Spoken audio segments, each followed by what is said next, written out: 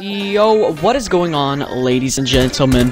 I'm finally here to present you with my all M4 models in Rainbow Six Siege video. I've been planning this for a legitimate 2.5 weeks now, and I put a lot of effort into it, multiple hours in fact, studying the different ranges of each weapon, although some of this won't be reported in the video. Today is mainly just a quick overview from what I learned throughout this time of me investigating every single M4 weapon. So, instead of blabbering on for a long time, I'll go ahead and tell you the layout of today's video. We will start with the first M4 models in the game, which both belong to Ash and to Jager, and then we will slowly move on forward as time goes on. I believe there are currently 4 or 5 models in the game, so let's go ahead and take a look at each one. By the way, today's video is sponsored by Carbine. I know I don't have her official sponsor, but still I thought I'd add that just in case. I think you guys should really consider checking her out, and comment below if you'd like me to make a video on how to use her best, because I've been playing her as her a lot recently and I've really taken advantage of her abilities. Anyway, let's get right into the M4 models.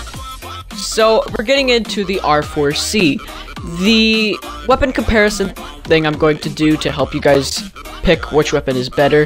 I'm gonna say 9 times out of 10, out of the R4C and the G36C, both of Ash's primaries, you're gonna want to go with the R4C.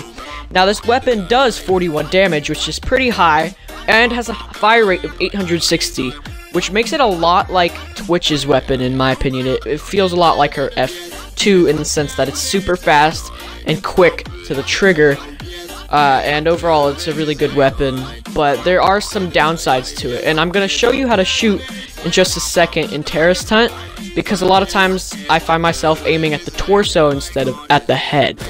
So, here's the thing about Ash's R4C.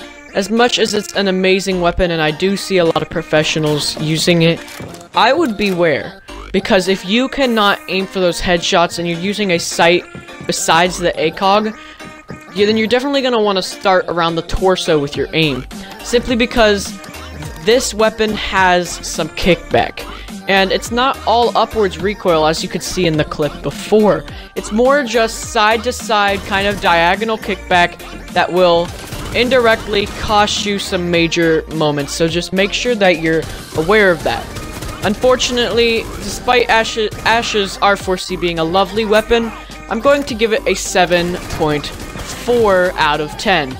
It's a great weapon, but it's definitely not the best on today's list. So, next up on today's list is Jager. He is an obvious choice for a lot of people, but I do consider this to be one of the most overrated guns in the game. As much as it will be of plenty of use to you, I do find it kind of overrated in the sense that if you're not using an ACOG on it, it's really not that great. It does do 42 damage, however, making it the second best damage of all the weapons that we're going to list today, but its fire rate is where it's going to hold you back. With only 740 rounds per minute, you're definitely going to struggle to pump out ammo into an enemy that it's extremely close range. So in a firefight head-on, I would not suggest using this operator. This is kind of good since you're playing as a roamer to do spawn killing and maybe camping right outside the objective at a really unique angle. So let's get into some quick gameplay of it so you'll know what to pick. And here's the thing with this R4C. I think, trust me, this clip has a lot of potato aim, just being honest. It's casual, and I'm pretty sure I was playing in a European server because my ping was trash, but this just shows the reliability of the 416 outside of 10 meters. If you're inside 10 meters, I wouldn't trust this weapon, but I'd be an Ash with an R4C outside of 10 meters, and that's really where this weapon shines, because no assault rifle can play as well in the game, I believe, and there really aren't a ton of good SMGs on defense, so having the 416 is a great choice. So this clip was just to show the reliability of the 416, once again, as I said, outside of 10 meters, and I think the real range for this weapon could stretch all the way out to 35 to 40. So next up on today's list is Bucks C C8 SFW. This weapon is excellent, and I really find it as my second favorite of this entire list. However, when it comes down to it, that's just because I know how to use Buck.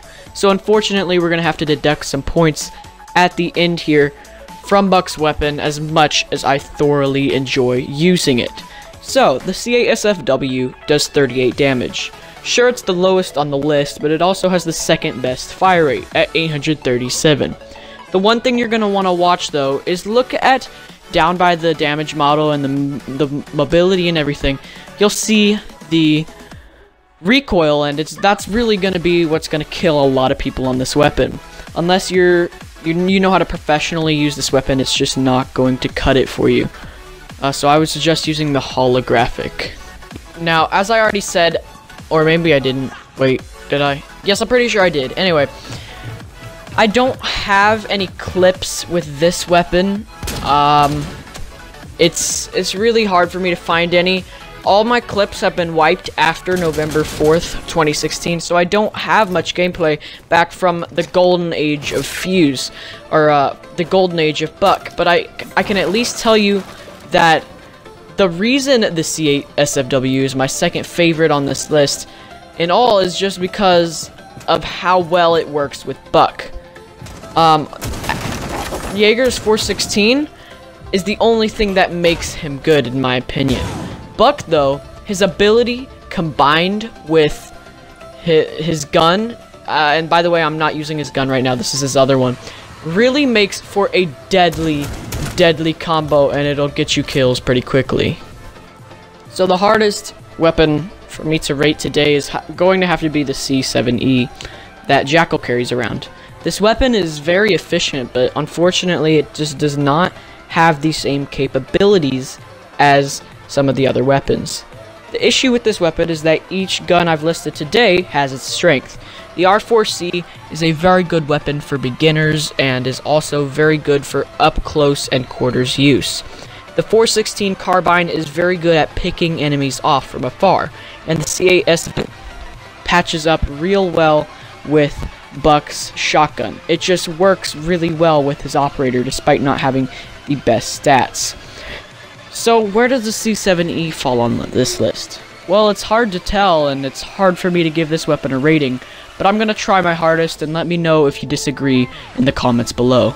So, I don't have a lot of clips with this weapon for a reason. You know, I'm not good with it, and it's just not my strength, but we're going to quickly talk about where I think this weapon falls. For those of you who buy the Season Pass, this may not be the best choice if you are a pro player. It's a good weapon, but really and truly, it's for the beginners. That very small recoil and the nice handling and damage and fire rate of the weapon, it's all just kind of beginnery-ish in a sense. So here's my final assessment after testing so much more than I listed today and only being able to fit a short amount in. When you're picking an operator, you really only have one M4 wielding defender to choose from, but 3 on attack. And where I think these weapons rating falls, I already listed the R4C as a 7.4 out of 10. A great weapon, but some stuff holding it back. And then as we head into the 416, I would give it a 7.9 out of 10. Almost a complete 8, but it's just not as reliable in close quarters. The C8 SFW, I would give only a 7 if you were counting only the weapon, but because of Buck, if you team it up with Buck, it's really got to be an 8. And the C7E, I'm gonna have to give a 7.5, even though I don't like it as much. In spite of these ratings, it's really a personal choice. I'd have to say the best overall weapon on this list has to be the 416 Carbine as a weapon. The next one I would have to list would probably be the R4C, and then the C8 SFW, and last but not least, the C7E. Because each of these weapons has their strengths beside the C7E, it's really hard to list one though. But in terms of operator usage, I would actually list Buck first, then maybe Jackal, and then possibly Ash, and then finally Jager, because Jager's weapon really doesn't help out his ability at all. But once again, it's a personal choice and it's up to you. So let me know what you feel on these thoughts down in the comments below and give me your own opinion. Thank you, ladies and gentlemen, for watching. Let me know how you liked it, and I'll see you all in the next one. Goodbye.